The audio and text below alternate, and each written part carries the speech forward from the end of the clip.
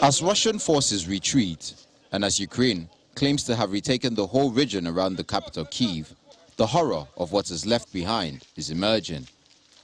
International reporters on ground report a scene of devastation that greeted Ukrainian troops after they recaptured the commuter town of Bucha.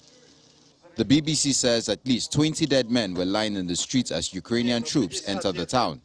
Some of them had their hands tied behind their backs. Dead civilians are said to still lay scattered over the streets of the Ukrainian country toll, 3 days after the invading Russian army pulled back from its abortive advance on nearby Kyiv.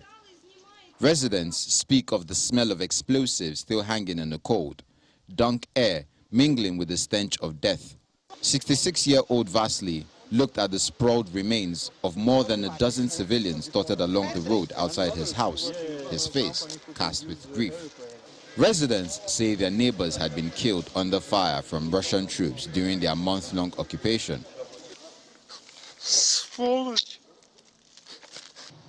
On Sunday, Ukrainian Foreign Minister Dmytro Kuleba said civilian killings in the town of Bucha was the most outrageous atrocity of the 21st century. Without an exaggeration, by what we've seen in Bucha and vicinity, we can conclude that Russia is worse than ISIS in the scale and the ruthlessness of the crimes committed. According to Bucha's mayor, Ukrainian forces took back its town on Friday, talking in a video that appeared to be filmed outside the town hall. The advances followed several days of Ukrainian gains around Kyiv and in the north.